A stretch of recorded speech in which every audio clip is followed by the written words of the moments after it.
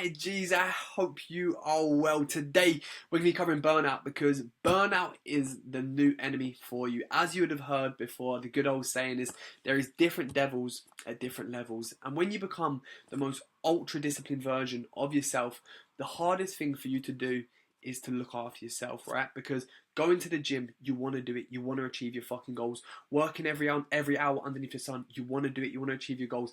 Everything you say you're gonna do, you do. You become that person. So you now, the biggest fucking enemy that you've got, the biggest thing that is gonna pull you away from your goals is overworking, and that is burnout. So I want to cover what burnout is, how to prevent this from happening to you, and when it does happen to you, you can start to notice when it's pulling you in and how to deal with it. So I'll be honest, I was one of the people, I didn't really believe in burnout, right? I'd heard people talk about it before.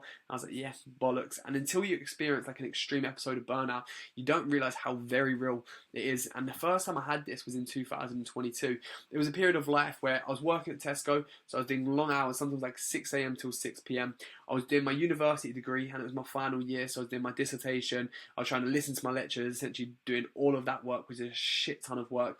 I started the coaching business 2 years prior, so I was still working with clients, I was still doing their check-ins. Like a lot of time it was on breaks, replying to messages at work, and I was listening to my university lectures at work. So I was trying to combine all these things, and at the same time I also thought it was a good idea to do a photo shoot prep and work with a business mentor. So I had all of these things go on, and there physically wasn't enough hours in the day.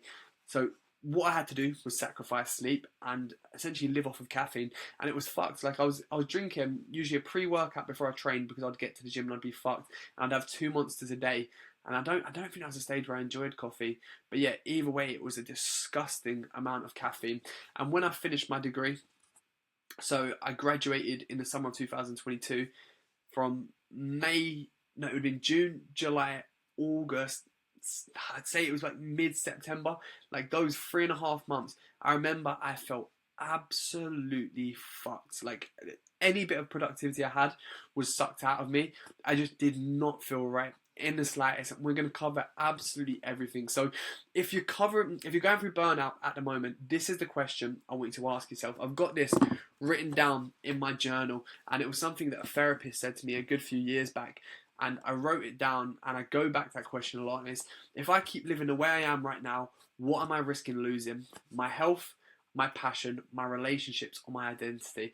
And it is such a powerful fucking question, because that is actually going to happen. When you go through these crazy episodes of burnout, you are pushing away for one of these. Health is usually like a non-negotiable. Your passions, again, non-negotiable. You stop giving a shit about anything you care about, and then you can find that you end up being a bit of a twat to all the people around you, and because you're working so hard, you become numb to everything, and you forget that you're actually a human. You sort of see yourself as this robot. And I remember like the first time feeling like I was experiencing feelings again and enjoyment, and it felt like the weirdest thing. Like I didn't realize I'd been numb for so long. So with burnout, I didn't like the World Health Organization have what's the word I'm looking for? Let me have a look for that. The definition, I don't know how I fucking forgot that. It's the pressure of filming myself. But yeah, the World Health Organization have a definition for it, but I didn't like it. So I put it as: burnout happens when you've been under sustained stress or pressure, physical, emotional, or mental, without adequate recovery, balance, or fulfillment. So if you look at your schedule, right, and you see the amount of output coming from you, you can sort of tell if you're going to be burnt out, right? Like if you see, right, so Monday to Friday, if you're working 12 to 14 hours a day, you know that by Friday evening, you're going to be fucked, right? The same way, if you use your phone battery all day, you know by the end of the day, it's going to be burnt out. So what we want to do is find that balance. You know, if we're going to do things that take away our energy, how can we then retrieve energy? And this is what we're going to cover. So it's not just being tired or unmotivated. It's a state of depletion where your mind and body essentially says, I cannot keep operating like this. And this is why we're going to cover absolutely everything. And I went to a really interesting seminar in Dubai last year, and the guy who was talking about this topic, if you want to follow him on Instagram, he's called Total Mental Performance, and he was talking about how he works with like multi-billionaires, right? People running some of the biggest businesses in the world, and his goal, or his job, he's their mental performance coach, and he teaches them how to avoid burnout. And he said something along these lines. I tried to just word it in a way which is pretty similar. But he said, most people think taking time off means losing progress. But the truth is, recovery is part of the progress. The body grows in recovery. The mind resets in silence. Without rest, even discipline turns into self-destruction. You're not lazy for slowing down. You're intelligent enough to protect your energy so you can come back sharper, stronger, and more focused. Burnout happens when you mistake constant motion for productivity. Real growth isn't about how long you can push, it's about how well you can sustain. And when he was saying these words, it really clicked for me because I'd always been thinking, oh, if I lock in for this amount of time, if I lock in for this amount of time. And the reason you've heard me say the quote, the extraordinary comes from doing the ordinary extra a million times is because I realised that it's not about fucking burning the flame completely, trying to run yourself into the ground for one day. For you to achieve greatness in all areas of life, you have to turn up every single fucking day. If you're going to turn up every single fucking day, you need to ensure that you're looking after yourself. You need to ensure that you're bringing the best version of you to the table day in, day out. And I noticed it huge with myself when originally I'd work 7 days a week, right? Every day, getting after it. And I'd find out I was struggling with tasks. Like a small task would take me a long period of time. And I was speaking to a mentor at the time. And he's like, mate, what are you doing essentially? He's like, get your Saturday off. Or he'd said, choose whatever day. So now I don't use my phone on a Saturday at all. I don't use any technology. I mean, I might watch the TV. But yeah, I don't use my phone at all. And the result of this is I am literally like quadruple the amount of productivity. I mean, I still work around 76 hours a week, 12 hours a day, 6 days a week. But the reason I'm able to do that is because I look after myself in every other area. So this is what I want to get at. When you create your weekly routine, I want you to understand what activities take a lot of fuel from you, and if it's an activity that's going to take a lot of fuel from you, how can you recharge yourself, right? So if, for instance, you know you've got an extremely stressful morning, we need to prime you for that morning. So for me, I've got my morning routine I've followed every single day since 2020, MGVRS: meditate, gratitude, visualize, read, steps.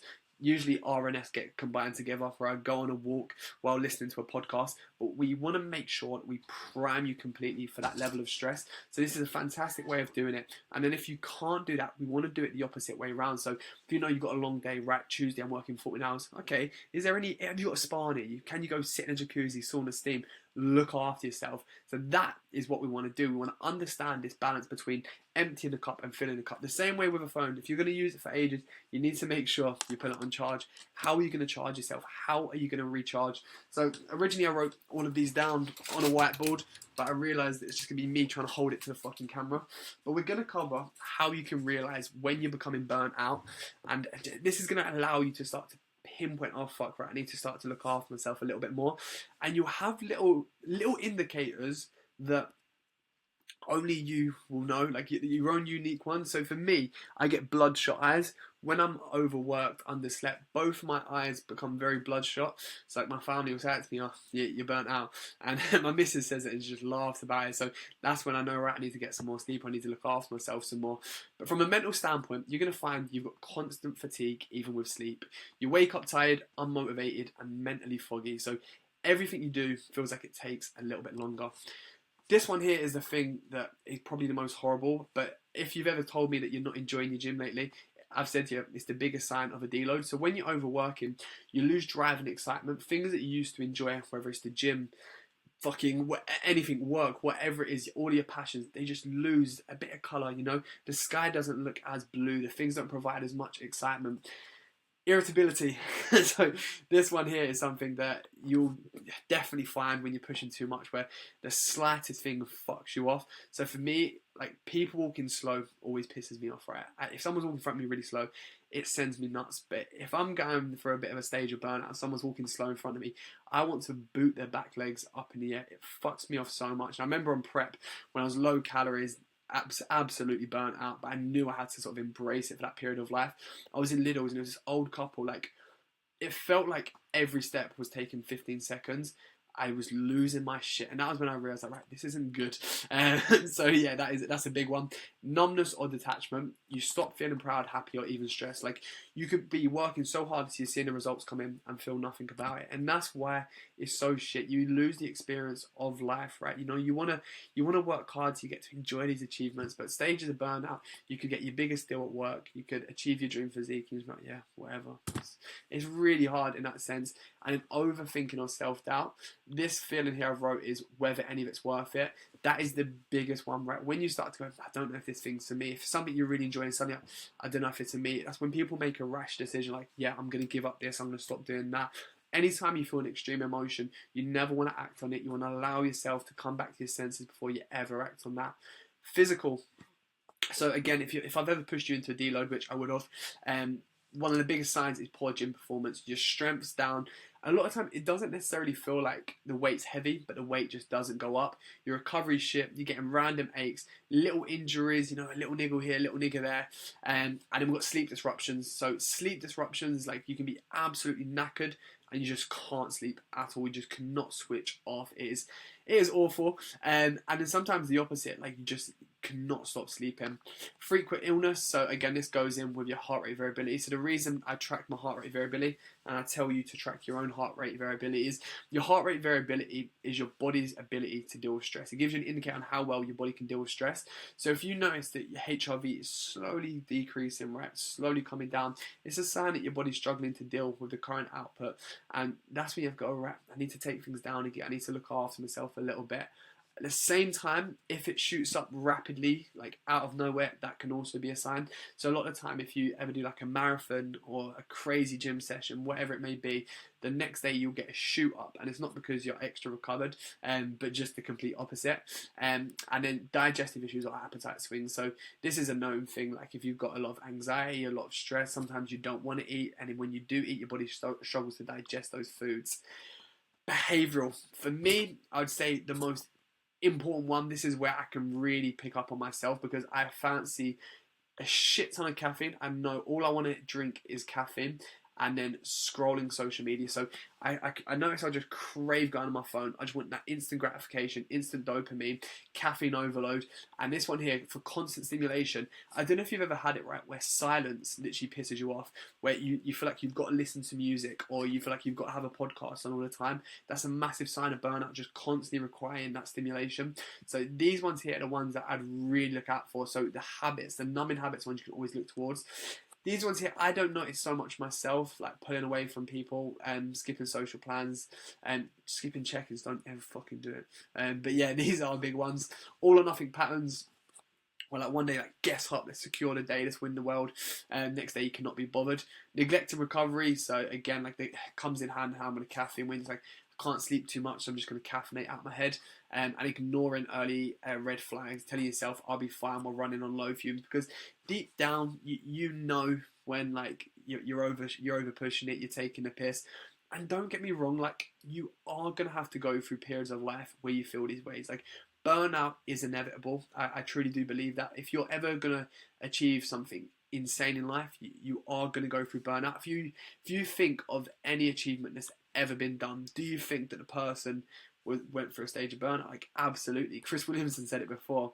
It's something along the lines that all great things were achieved by sleep deprived men, and that is me not fucking telling you to do that, but just there is going to be periods of life where you have to get your hands dirty, but we want to make that the smallest percentage of time because it wants to be when that is the only option, right? It's the only option to push through. You can't do nothing else about it. So that's when we have to get our hands dirty and fucking go, right, we're going to get through it. But for 99.9% of the time, this is how we will respond to it. But yes, when we are going through burnout, these are some questions to ask. And these are in my little book. They come with the book. It's not actually my questions, so I'm not going to take responsibility. But around energy and purpose, what used to excite me that now feels like an obligation? If you love the gym, now you hate it. It's a fantastic one of realizing it. Am I chasing progress or avoiding falling behind? So a lot of time people are working hard and it's like, right, why am I doing this? Is it because it fucking excites me? Am I getting off that reason? Or is it a case of, right, I don't want to fall off? And do I still know why I'm doing all of this? Is the why clear or are you losing it? And if you stop for a week, what are you scared would happen? Boundaries. This is probably the biggest one when it comes to asking yourself the questions. What is it you're saying no to? Because you don't have to turn up to everything. If you fucking, you feel like you've got to go and do this thing, do that thing, you've been invited to this and you feel like shit, don't feel like you need to owe anyone anything. Like your mental and physical health needs to be prioritized. If someone truly cares about you, they're not going to worry if you can't turn up to something, right? You know, they're going to want you to feel yourself. So boundaries are massively important. Lifestyle and habits, of course, we cover these, but making sure you're eating, sleeping, recovering correctly. Caffeine is something that, I mean, I feel like such a hypocrite if I tell you to chill out with your caffeine. Sitting there, what's the time? Like 5 p.m. and I've got a coffee. But I just fucking love caffeine, to be honest. If you see me drinking 5 monsters a day, I'm all good. It's just I enjoy my caffeine. I don't actually do it. Don't fucking copy that. Mindset expectations. Are you measuring your worth only by productivity or results? This is something that I really struggle with myself. A lot of the time I'm like, right, even if I try and go like the summer of 2022, when I was on a holiday then, I remember trying to relax and I just couldn't. I was like, I need to be doing something. I need to be working towards something. So understanding that you are worthy without anything. And then this again, like Alfie, who'll be watching this video, this is something we speak about often, confusing discipline with self-punishment. So it's like, you can work hard and still be happy. You know, if you're chasing goals, you're chasing your dream life, it is okay to feel happy. You do not need to feel miserable all the time. And it comes from such a good place, because when you chase delayed gratification, you understand instant gratification destroys your life, right? Whether that's drugs, alcohol, junk food, you've understood that. So now you start to go, right, delayed gratification is the focus. But at the same time, if all you chase is delayed gratification, then when are you going to be happy? Because gratification remains in the future. So it's understanding this perfect balance between delayed gratification and instant gratification, going, look, if I'm working my fucking ass off and working like crazy, I need to enjoy the fruits of my labour. But the fruits of your labour don't have to be self-sabotagement. This is when people push themselves into burnout even more, where they feel awful, so they go down the pub. Like, you're not going to feel better from being hungover, are you? But it's understanding, right, I feel a bit shit, so maybe I'm going to book a few days in the countryside. Maybe I'm going to go to a spa. Maybe I'm going to go and play a game of golf. Maybe I'm going to do that thing that I really enjoy doing and I know is actually good for me and not something that hides the pain. So they're really good ones to ask yourself. And then lastly, environment. There will be people in your life right now who one conversation with, you feel like absolute shit. Like, they literally destroy you inside out. They're horrible to be around, but you feel like you have to look after them for whatever reason. It is okay to be selfish in life. It is okay to prioritize yourself, because the minute your cup is empty, you cannot pour into anyone else's cup. You need to pour into your own cup first. And that is the biggest take home I want you to have from this, that you need to pour into your own cup first. You need to look after yourself, that resting, recovering, prioritizing your own mental and physical health is not a bad thing, right? You know, I know that we live in this world where we're taught that, you know, being selfish is bad, looking after yourself is bad, prioritizing yourself is bad.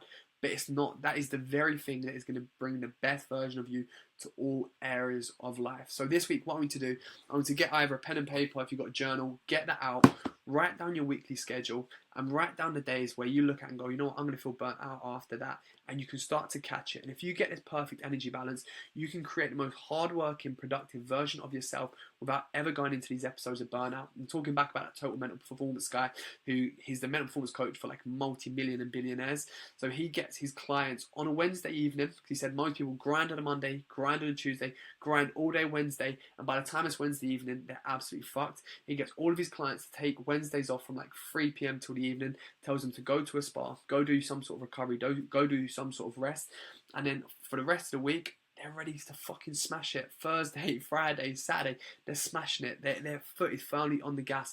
They're not just half asleep until Friday, you know, holding on for dear life, not thinking straight, fucking just trying to get through the week. They're getting after it. So remember, rest and recovery is productive. Let's have a big fucking week. Any questions, any worries, any help, whatever it is, drop me a message. Big love as always.